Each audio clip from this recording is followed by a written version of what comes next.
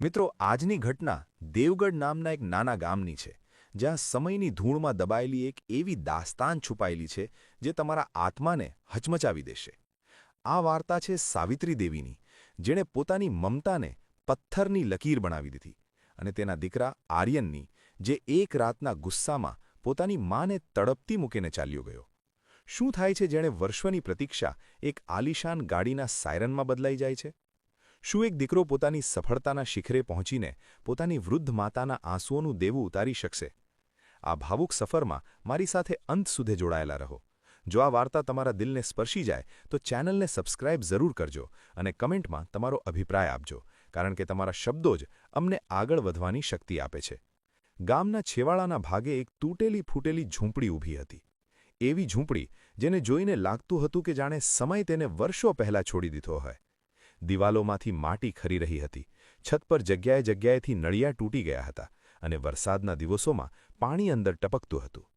તે ઝૂંપડીમાં એક વૃદ્ધ સ્ત્રી રહેતી હતી, જેની ઉંમર લગભગ 70 વર્ષની હશે. કમર નમેલી, આંખોમાં ઝાંખપ અને ચહેરા પર કરચલીઓ નહીં પણ વીતેલા વર્ષોનું દર્દ સાફ વંચાતું હતું.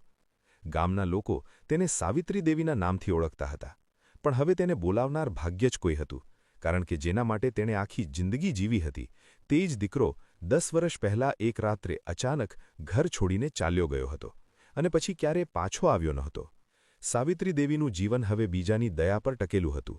કોઈ પડોશી 2 વખતની રોટલી આપી દેતું, કોઈ જૂના કપડાં, તો ક્યારેક ગામની સ્ત્રીઓ થોડું અનાજ આપી જતી, અને તેનાથી જ તેનો ગુજારો ચાલતો હતો. સવારે તે ઝૂંપડીની બહાર બેસતી, હાથમાં એક જૂની માળા હોય, હોઠો પર ગણગણતી દુઆઓ, અને આંખો વારંવાર પેલા કાચા રસ્તા તરફ જતી, જાણે આજે પણ તેને આશા હોય કે કદાચ આજે તેનો દીકરો પાછો આવશે. પણ મિત્રો, તેને ક્યાં ખબર હતી કે તેનો દીકરો પાછો તો આવશે, પણ તે દિવસે તે દીકરો નહીં પણ આખા જિલ્લાનું ડીએમ હશે. 10 વર્ષ પહેલાંની વાત છે, જ્યારે સાવિત્રી દેવી એક મજૂરની પત્ની હતી. તેનો પતિ શિવપ્રસાદ ગામે ગામ ફરીને ખેતરો અને ઈંટના ભઠ્ઠા પર કામ કરતો હતો, અને માંડ માંડ ઘરનો ખર્ચ ચલાવતો હતો. પણ જે પણ હતું હસી ખુશીથી ચાલતું હતું. પછી એક દિવસ અચાનક બીમારીએ શિવપ્રસાદને ઘેરી લીધો. ઇલાજ માટે પૈસા નહોતા, હોસ્પિટલ દૂર હતી, અને ગણતરીના દિવસોમાં શિવપ્રસાદ આ દુનિયા છોડી ગયા. તે જ દિવસે સાવિત્રી દેવી વિધવા થઈ, અને તે જ દિવસે તેણે મનોમન કસમ ખાધી કે ભલે ગમે તે થાય, તે પોતાના દીકરા આર્યનને ખોટા રસ્તે જવા નહીં દે. તે સમયે આર્યન માત્ર 7 વર્ષનો હતો, માસૂમ, નાદાન, અને પિતાની ચિતાની આગ જાણે તેના ભવિષ્ય સુધી સળગી રહી હતી.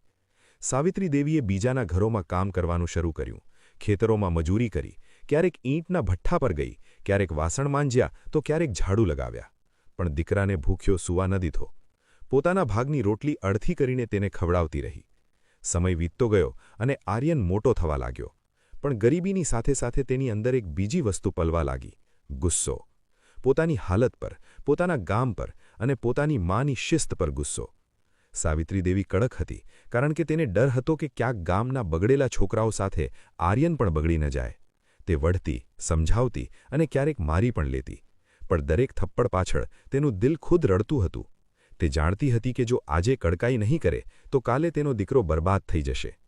પરંતુ આર્યન તે ઉંમરે આ વાત સમજી શક્યો નહીં. એક રાત્રે જ્યારે આર્યન 16 વર્ષનો થયો, ત્યારે તે તેના મિત્રો સાથે મૂડી રાત્રે ઘરે પાછો ફર્યો. શરીર પરથી દારૂની દુર્ગંધ આવતી હતી અને આંખો લાલ હતી.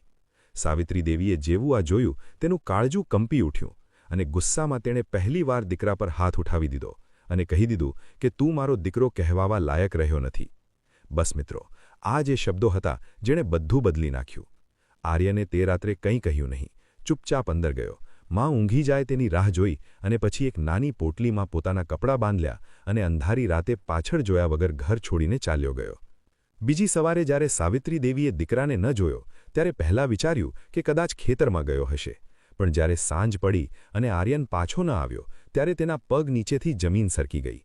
તે ગામે ગામ ભટકી, સંબંધીઓના ઘરે ગઈ, પોલીસ સ્ટેશન સુધી ગઈ, પણ આર્યન ક્યાંય મળ્યો નહીં. ધીમે ધીમે વર્ષો વીતતા ગયા, આશાઓ તૂટતી ગઈ, અને અંતે સાવિત્રી દેવીએ માની લીધું કે તેનો દીકરો કદાચ હવે આ દુનિયામાં નથી રહ્યો. બીજી તરફ આર્યન શહેર પહોંચી ગયો હતો, ભૂખ્યો, એકલો અને ડરેલો. પણ કિસ્મતે તેના માટે એક બીજો રસ્તો ખોલી રાખ્યો હતો. પહેલાં એક ધાબા પર કામ, પછી ભણવાની શરૂઆત, દિવસે કામ અને રાતે ભણતર, અને અંદરને અંદર એક જીદ કે તે કંઈક બનીને બતાવશે. ત્યાંથી જે આર્યનની વાર્તા શરૂ થાય છે, જે આવનારા વર્ષોમાં અફસર બનશે, ડીએમ બનશે અને આખા જિલ્લાનો સૌથી કડક અધિકારી કહેવાશે. પણ મિત્રો, અસલી વાર્તા તો ત્યારે શરૂ થાય છે જ્યારે એક દિવસ ફાઇલોના ઢગલા વચ્ચે બેઠેલા ડીએમ આર્યનસિંહ સામે એક રિપોર્ટ આવે છે, જેમાં લખ્યું હોય છે કે ગામના છેવાડાના ભાગે એક વૃદ્ધ મહિલા ઝૂંપડીમાં ભૂખ અને બીમારી સામે જજુમી રહી છે, અને તે રિપોર્ટમાં નોંધાયેલું નામ હોય છે સાવિત્રી દેવી. તે નામ વાંચતા જ આર્યનના હાથ ધ્રુજવા લાગે છે, પેન નીચે પડી જાય છે અને 10 વર્ષ પહેલાંની તે રાત તેની આંખો સામે ઘૂમવા લાગે છે. મિત્રો, તે ફાઇલમાં લખેલું નામ જેવું જ આર્યનની આંખો સામે આવ્યું, તેની અંદર કંઈક તૂટી ગયું. જે માને તે 10 વર્ષ પહેલાં ગુસ્સામાં છોડીને ચાલ્યો ગયો હતો, તે જ માં આજે સરકારી કાગળોમાં અસહાય વૃદ્ધ મહિલા બની ચૂકી હતી. ડીએમ આર્યનસિંહની ખુરશી પર બેઠેલો તે અધિકારી અચાનક પોતાની અંદરના તે 16 વર્ષના છોકરામાં બદલાઈ ગયો, જે ચૂપચાપ ઝૂંપડી છોડીને ચાલ્યો ગયો હતો. રૂમમાં બેઠેલા તમામ અધિકારીઓ જોઈ રહ્યા હતા કે ડીએમ સાહેબ અચાનક શાંત થઈ ગયા છે. તેમની આંખો ફાઇલ પર જડેલી છે, પણ મન ક્યાંય દૂર ચાલ્યું ગયું છે. આર્યને ધીમેથી ફાઇલ બંધ કરી અને ભારે અવાજે પૂછ્યું કે આ મહિલા વિશે વધુ શું માહિતી છે. ત્યારે તેના તાબાના અધિકારીએ જણાવ્યું કે સાહેબ, આ મહિલા ગામના છેવાડાના ભાગે એક તૂટેલી ફૂટેલી ઝૂંપડીમાં રહે છે. ઘણીવાર પંચાયત તરફથી મદદની ભલામણ થઈ, પણ કાગળિયાની વિધિઓમાં મામલો અટકી ગયો. ઉંમર વધારે છે, ચાલવા અસમર્થ છે અને ઘણીવાર ભૂખી પણ સૂઈ જાય છે. આટલું સાંભળતા જ આર્યનની આંગળીઓ મુઠ્ઠીમાં બદલાઈ ગઈ અને દિલમાં એક જ સવાલ ગૂંજવા લાગ્યો કે શું ખરેખર મારી માં આજે પણ તે ઝૂંપડીમાં જ છે જ્યાં મારો જન્મ થયો હતો? મિત્રો, તે દિવસે આર્યને કોઈને કંઈ કહ્યું નહીં. ઓફિસનું કામ પતાવ્યું, સાંજે સરકારી બંગલે આવ્યો, પણ પહેલીવાર તે આલીશાન ઘરની દિવાલો તેને કરડવા દોડતી હતી. એસીની ઠંડી હવામાં પણ તેના કપાળે પરસેવો વળતો હતો. રાતે જમવાનું સામે રાખ્યું હતું, પણ કોળિયો ગળે નીચે ઉતરતો ન હતો. વારંવાર માનો ચહેરો આંખો સામે આવતો હતો. એ જ નમેલી કમર, એ જ કડક ચહેરો જેની પાછળ અઢળક મમતા છુપાયેલી હતી. એ જ હાથ જેણે ક્યારેક તેને માર્યો પણ હતો અને તે જ હાથે તેને ક્યારે ભૂખ્યો સૂવા નહોતો દીધો. રાતે લગભગ 2 વાગે આર્યન ઊંઘમાંથી ચોંકીને જાગી ગયો. સપનામાં તેણે જોયું કે તેની માં ઝૂંપડીની બહાર બેસીને તેને અવાજ આપી રહી છે અને તે લાખ કોશિશ કરીને તેની પાસે પહોંચી શકતો નથી. ગભરાટમાં તેણે પાણી પીધું અને તે જ ક્ષણે એક નિર્ણય લીધો કે તે માં પાસે જશે, પણ ડીએમ બનીને નહીં, દીકરો બનીને. બીજે દિવસે ઓફિસ પહોંચતા જ તેણે પોતાના પીએને બોલાવ્યો અને કહ્યું કે આજે સાંજે મારે કોઈ પણ મીટિંગમાં બેસવું નથી અને મારે મારા ગામની મુલાકાત ખાનગી કારણોસર લેવી છે. પીએ કંઈ સમજી શક્યો નહીં, પણ ડીએમ સાહેબના ચહેરાની કડકાઈ જોઈને તેણે કોઈ સવાલ ન કર્યો. મિત્રો, તે દિવસે સાંજ પડતા જ એક સરકારી ગાડી ગામ તરફ નીકળી પડી, પણ તેમાં કોઈ હૂટર નહોતું કે લાલ લાઇટ નહોતી. ડ્રાઈવરને સ્પષ્ટ સૂચના હતી કે કોઈને પણ જણાવવું નથી કે ગાડીમાં ડીએમ બેઠા છે. રસ્તામાં આર્યન બારીની બહાર જોતો રહ્યો. એ જ ખેતરો, એ જ માટીની સુગંધ, એ જ કાચા રસ્તાઓ અને દરેક વળાંક પર વીતેલા વર્ષો તેની આંખો સામે ફરી રહ્યા હતા. જેમ જેમ ગાડી ગામની નજીક પહોંચી રહી હતી, તેમ તેમ તેના હૃદયના ધબકારા વધી રહ્યા હતા. 10 વર્ષમાં તેણે કેટલાય મોટા નિર્ણયો લીધા હતા, કેટલાય ગુનેગારોને સજા અપાવી હતી, પણ આજે તેને સૌથી વધુ ડર પોતાની માની સામે ઊભા રહેવામાં લાગી રહ્યું હતું. ગામની બહાર ગાડી ઊભી રખાવી. આર્યને સાદા કપડાં પહેર્યા હતા, ચહેરા પર દાઢી હતી અને માથા પર ટોપી, જેથી કોઈ ઓળખી ન શકે. તે ચાલીને ગામની ગલીઓમાં જવા લાગ્યો. કેટલાક લોકો તેને જોઈ રહ્યા હતા, પણ ઓળખી ન શકતા હતા. એ જ ગલીઓ હતી જ્યાં તે ક્યારેક ખુલ્લા પગે દોડતો હતો. એ જ કૂવો, એ જ પીપળાનું ઝાડ અને પછી તે ઝૂંપડી, જેને જોઈને આર્યનના ડગલા આપોઆપ થંભી ગયા. ઝૂંપડી પહેલાં કરતાં પણ વધુ જર્જરિત થઈ ગઈ હતી. દિવાલો નમી ગઈ હતી, દરવાજો અડધો તૂટેલો હતો અને બહાર એક જૂની ખાટલી પડી હતી. આર્યનની આંખો ભરાઈ આવી, તેનું ગળું સુકાઈ ગયું અને તે થોડી ક્ષણ ત્યાં જ ઊભો રહ્યો. ત્યાં ઝૂંપડીની અંદરથી એક નબળો અવાજ આવ્યો, "કોણ છે?" અને તે જ અવાજે આર્યનના પગમાંથી જાણે બધી શક્તિ છીનવી લીધી. તે આગળ વધ્યો, ધીમેથી ઝૂંપડીની અંદર નજર કરી અને જોયું કે તેની માતા સાવિત્રી દેવી એક ખૂણામાં બેસીને કોઈક રીતે ચૂલા પર કંઈક ઉકાળવાનો પ્રયાસ કરી રહી છે. શરીર પહેલાં કરતાં પણ વધુ દુબળું થઈ ગયું હતું. વાળ પૂરેપૂરા સફેદ અને આંખોમાં એ જ જૂનો થાક. તે ક્ષણે આર્યન ડીએમ નહોતો રહ્યો, અફસર નહોતો રહ્યો. તે ફક્ત એક દીકરો હતો જે 10 વર્ષ પછી પોતાની માને જીવતી જોઈ રહ્યો હતો. સાવિત્રી દેવીએ તેને જોયો અને પૂછ્યું કે બેટા, શું જોઈએ છે? આર્યને ધ્રુજતા અવાજે કહ્યું કે માં, પાણી મળશે? માં શબ્દ સાંભળતા જ સાવિત્રી દેવી થોડી ચોંકી, પણ ઉંમર અને નબળાઈએ તેની યાદશક્તિને છેતરી દીધી હતી.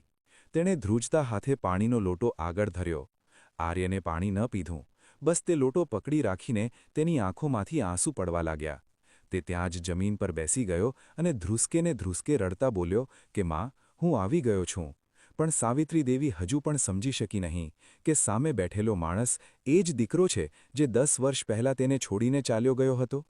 મિત્રો, આર્યન જમીન પર બેસીને રડતો રહ્યો અને સાવિત્રી દેવી તેને નવાઈથી જોઈ રહી. તેને સમજાતું નહોતું કે આ અજાણ્યો માણસ અચાનક કેમ ધ્રુસકે ધ્રુસકે રડી રહ્યો છે. તેણે ધ્રુજતા અવાજે પૂછ્યું કે બેટા, તું ઠીક તો છે ને?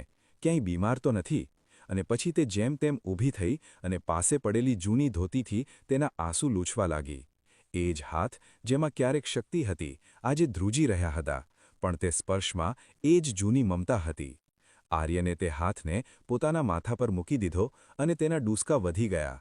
10 વર્ષનું બધું જ દર્દ, બધી ભૂલો, બધી ચૂપકીદી એક સાથે બહાર આવવા લાગી. તે કહેવા માંગતો હતો કે માં, હું તારો આર્યન છું, પણ શબ્દો ગળામાં અટકી રહ્યા હતા.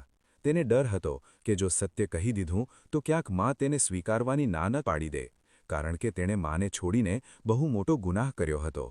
સાવિત્રી દેવીએ તેને ખાટલી પર બેસાડ્યો. પોતે નીચે ચટાઈ પર બેસી ગઈ અને પૂછ્યું કે ક્યાંથી આવ્યો છે બેટા, અને અહીં કેમ આવ્યો છે? આર્યને પોતાની જાતને સંભાળતા કહ્યું કે માં, હું શહેરથી આવ્યો છું, કામ કરું છું અને કોઈ કામથી આ ગામમાં આવ્યો હતો. સાવિત્રી દેવીએ લાંબો શ્વાસ લીધો અને બોલી કે કામ તો બધા કરે છે બેટા, પણ કિસ્મત બધાની એક સરખી નથી હોતી. મારા દીકરાએ પણ કામ કરવા માટે જ ઘર છોડ્યું હતું. આટલું કહેતા જ તેની આંખો ભરાઈ આવી. તેણે આકાશ તરફ જોયું અને કહ્યું કે ભગવાન જાણે તે જીવતો પણ છે કે નહીં. જો જીવતો હોત તો કદાચ એકવાર તો પાછો આવત. મિત્રો, આ સાંભળીને આર્યનના છાતીમાં જાણે કોઈએ છરી હુલાવી દીધી હોય તેવું લાગ્યું. તે ત્યાં જ નમી ગયો અને માના પગ પકડી લીધા. પણ હજુ પણ તેણે પોતાનું નામ ન જણાવ્યું. બસ આટલું જ બોલ્યો કે માં, જો તે પાછો આવે તો શું તમે તેને માફ કરી દેશો? સાવિત્રી દેવીએ એક પણ ક્ષણ વિચાર્યા વગર કહ્યું કે માનું દિલ ક્યારેય દીકરા માટે બંધ નથી હતું, ભલે તે ગમે તેટલો મોટો ગુનો કરે. જો મારો દીકરો પાછો આવે તો હું તેની બધી ભૂલો ભૂલી જઈશ. બસ એકવાર તેને જોઈ લઉં. આ સાંભળતા જ આર્યનની આંખોમાંથી આંસુ રોકાવાનું નામ નહોતા લેતા. તેને અહેસાસ થયો કે જે માને તેણે છોડી દીધી હતી તે આજે પણ તે જ રીતે તેની રાહ જોઈ રહી છે. મિત્રો, તે જ સમયે ઝૂંપડીની બહાર કેટલાક ગામવાસીઓ ભેગા થઈ ગયા હતા. કોઈકે શહેરની ગાડી જોઈ લીધી હતી, કોઈકે અજાણ્યા માણસને ઝૂંપડીમાં જતા જોઈ લીધો હતો. ધીમે ધીમે ભીડ જમા થવા લાગી. સાવિત્રી દેવીએ બહાર જોયું અને બોલી કે કદાચ કોઈ કામથી આવ્યા હશે. તું અહીં જ બેસ બેટા, હું જોઉં છું. પણ આર્યન હવે વધુ મોડું કરવા માંગતો નહોતો. તેણે પોતાની જાતને સંભાળી અને ધ્રુજતા અવાજે કહ્યું કે માં, હું જ કારો આર્યન છું. 10 વર્ષ પહેલાં જે રાત્રે ચાલ્યો ગયો હતો તે જ આર્યન આજે પાછો આવ્યો છે. આ સાંભળતા જ સાવિત્રી દેવી જાણે પથ્થરની બની ગઈ.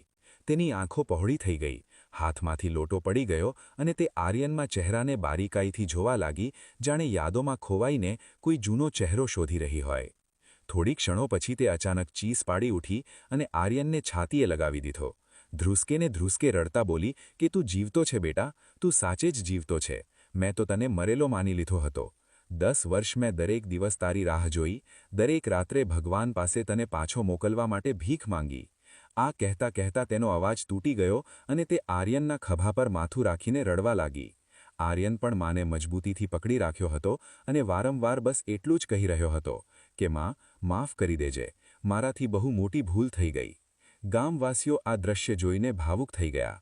કોઈની આંખો નમ હતી તો કોઈ ચૂપચાપ માથું નમાવી ઊભા હતા. બધા સમજી ચૂક્યા હતા કે આ એ જ દીકરો છે જેનું નામ વર્ષોથી આ ઝૂંપડી સાથે જોડાયેલું હતું. થોડીવાર પછી જ્યારે સાવિત્રી દેવી શાંત થઈ ત્યારે તેણે આર્યનને ઉપરથી નીચે સુધી જોયો અને બોલી કે બેટા, તું તો બહુ બદલાઈ ગયો છે. તારા કપડાં, તારી બોલી, બધું જ અલગ છે. તું શું કામ કરે છે? ત્યારે આર્યને પહેલીવાર પોતાની ઓળખ આપી કે માં, હું જિલ્લાનો ડીએમ છું, લોકોના કામ જોઉં છું અને ન્યાય અપાવવાનો પ્રયત્ન કરું છું. આ સાંભળતા જ ગામમાં ગણગણાટ શરૂ થઈ ગયો.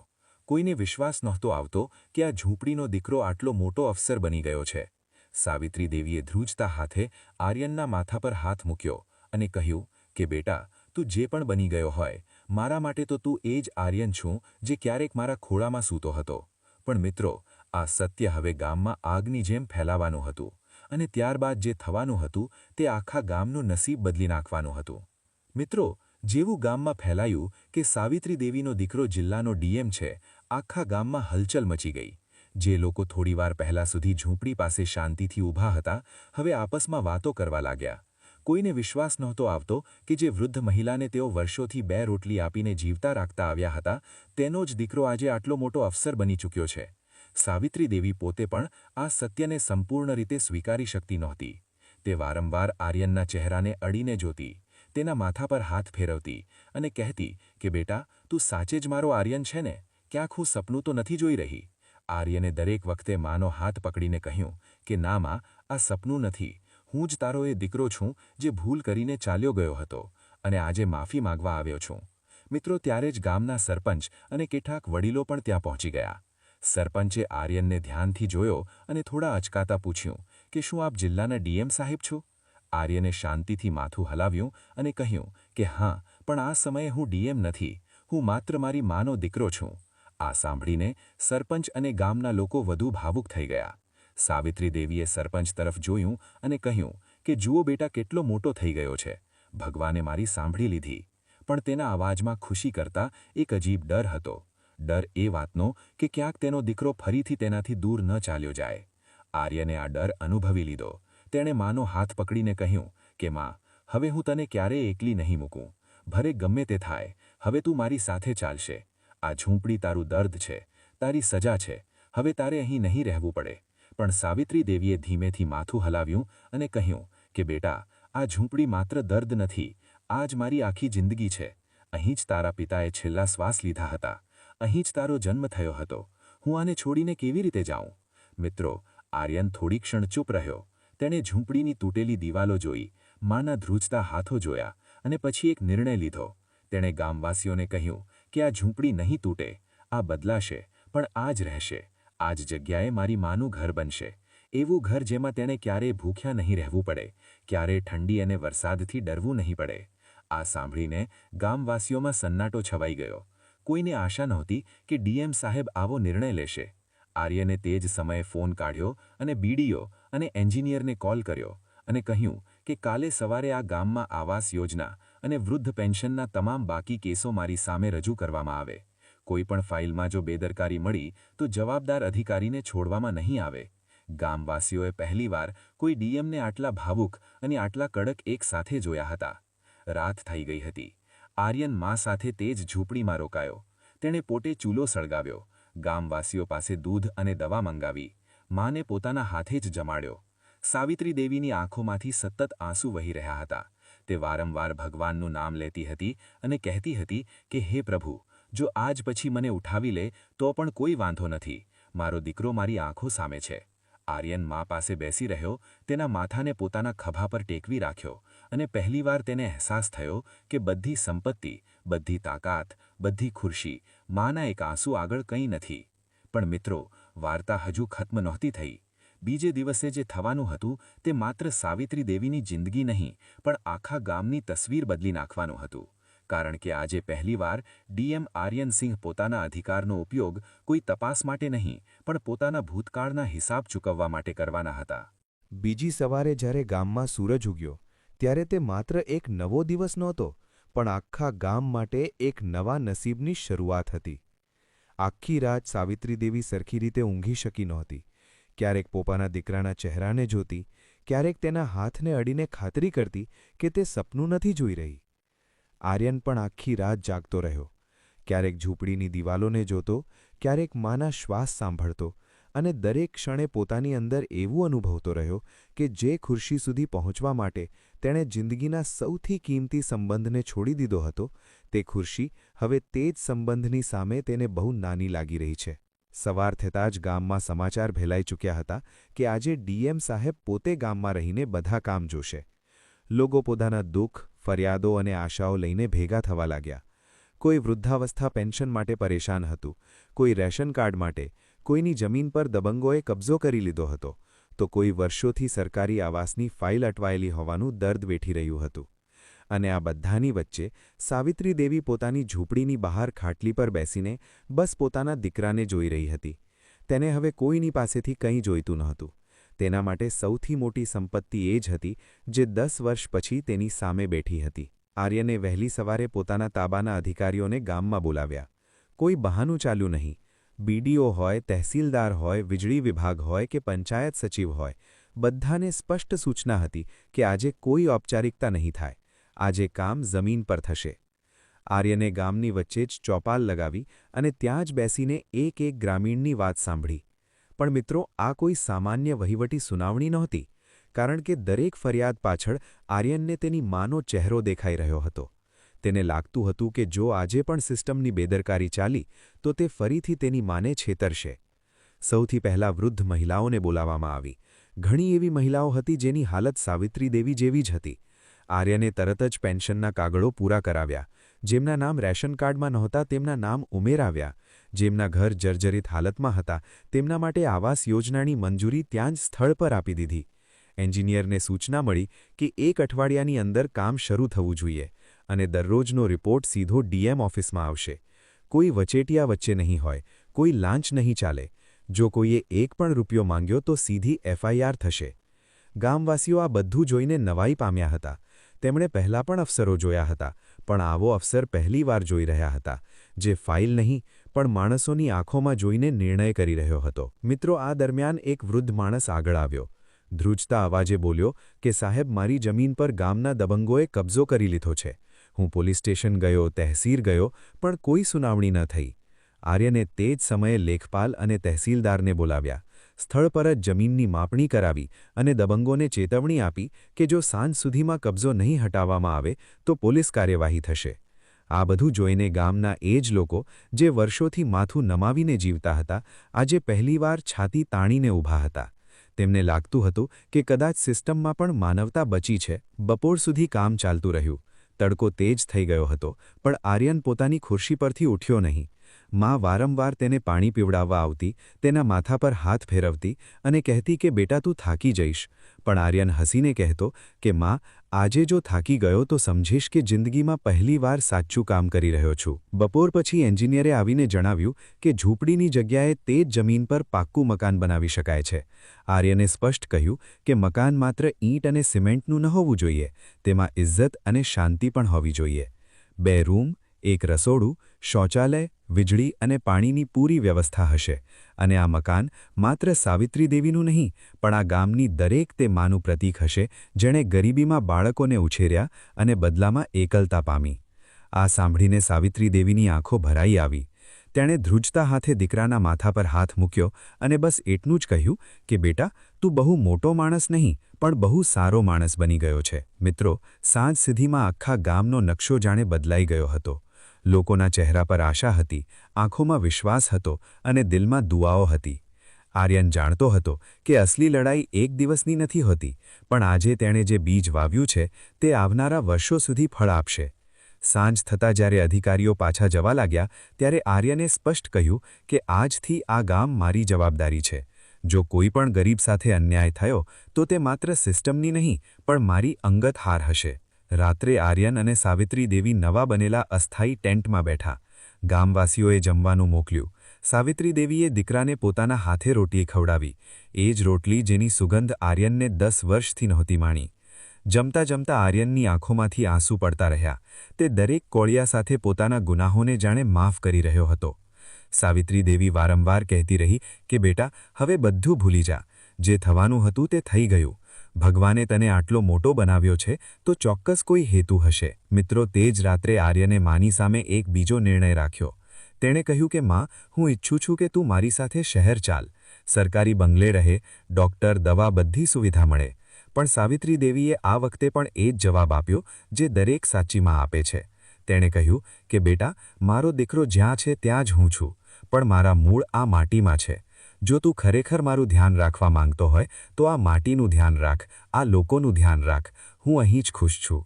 આર્યને માની વાત માની લીધી, કારણ કે આજે પહેલીવાર તેણે શીખ્યું હતું કે માને જીતવાની નહીં પણ સમજવાની હોય છે. આવનારા કેટલાક મહિનાઓમાં ગામમાં પાક્કું ઘર બનીને તૈયાર થયું. સાવિત્રી દેવી તે ઘરમાં શિફ્ટ થઈ.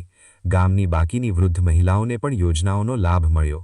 શાળામાં બાળકોની સંખ્યા વધી, હોસ્પિટલમાં દવાઓ આવી લાગી અને ગામમાં પહેલીવાર લોકોએ અનુભવ્યું કે અફસરશાહીનો અર્થ માત્ર ડર નહીં પણ સહારો પણ હોઈ શકે છે. આર્યન નિયમિત રીતે ગામે આવતો રહ્યો, ક્યારેક ડીએમ બનીને, ક્યારેક દીકરો બનીને, પણ દરેક વખતે માના પગે લાગીને જ ગામમાં ડગલું મૂકતો. મિત્રો, એક દિવસ અચાનક આર્યનને બદલીનો આદેશ મળ્યો. મોટા જિલ્લામાં નવી જવાબદારી. આખા ગામમાં ઉદાસી છવાઈ ગઈ. સાવિત્રી દેવીએ દીકરાને બોલાવ્યો, તેના કપાળ પર હાથ મૂક્યો અને કહ્યું કે બેટા, અફસરનું કામ ચાલવાનું છે, પણ માણસનું કામ છૂટવું ન જોઈએ. તું જ્યાં પણ જાય એ ન ભૂલતો કે તારી તાકાત તારી ખુરશી નથી, પણ એ માં છે જેણે તને માફ કરી દીધો છે. આર્યનની આંખો ભરાઈ આવી. તેણે માના ચરણ સ્પર્શ કર્યા અને વાયદો કર્યો કે તે આ ગામને ક્યારેય નહીં ભૂલે. મિત્રો, આજે પણ જ્યારે કોઈ તે ગામમાંથી પસાર થાય છે ત્યારે એક પાક્કું ઘર દેખાય છે જેના દરવાજે એક વૃદ્ધ માં બેઠી હોય છે. આંખો નબળી છે પણ ચહેરો શાંત છે. અને જ્યારે કોઈ પૂછે છે કે તમે આટલા ખુશ કેવી રીતે છો, ત્યારે બસ એટલું જ કહે છે કે મારો દીકરો અફસર છે, પણ એનાથી પણ મોટો માણસ છે. અને કદાચ મિત્રો, આ જ આ વાર્તાનું સૌથી મોટું સત્ય છે કે સાચો ડીએમ એ નથી જે જિલ્લાને ચલાવે છે. સાચો ડીએમ એ છે જે પોતાની માના દિલમાં ન્યાય કરી શકે. મિત્રો, આજે આ વાર્તાના છેલ્લા વળાંક પર આવીને જો આપણે પાછળ ફરીને આખી જિંદગીની આ યાત્રા જોઈએ તો આ માત્ર એક દીકરાને ડીએમ બનવાની વાર્તા નથી. આ તે માના ત્યાગ, ધૈર્ય અને મમતાની વાર્તા છે, જેણે કોઈ પણ ફરિયાદ વગર પોતાના ભાગની દરેક સુખ પોતાના બાળકના ભવિષ્યના નામે કરી દીધું હતું.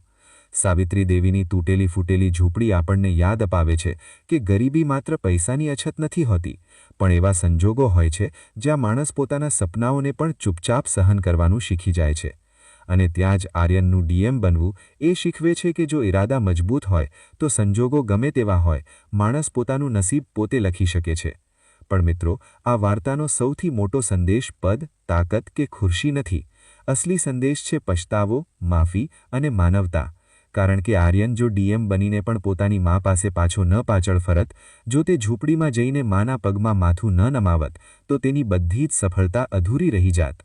આ વાર્તા આપણને એ પણ શીખવે છે કે મા બાપનું દિલ કોઈ સરકારી ફાઇલ જેવું નથી હોતું, જ્યાં મોડા પડવાનું કારણ બતાવીને મામલો બંધ કરી દેવામાં આવે છે.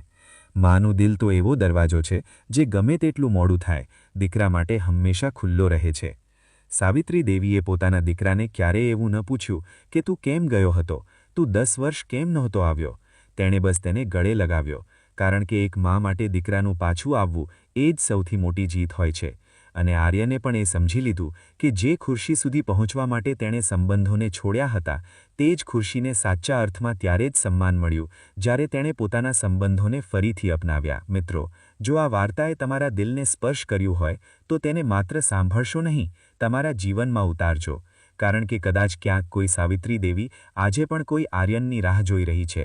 અને કદાચ આજે જે દિવસ હોય જ્યારે તમે તમારી મા પાસે પાછા ફરીને તેની આંખોના થાકને થોડો આરામ આપી શકો.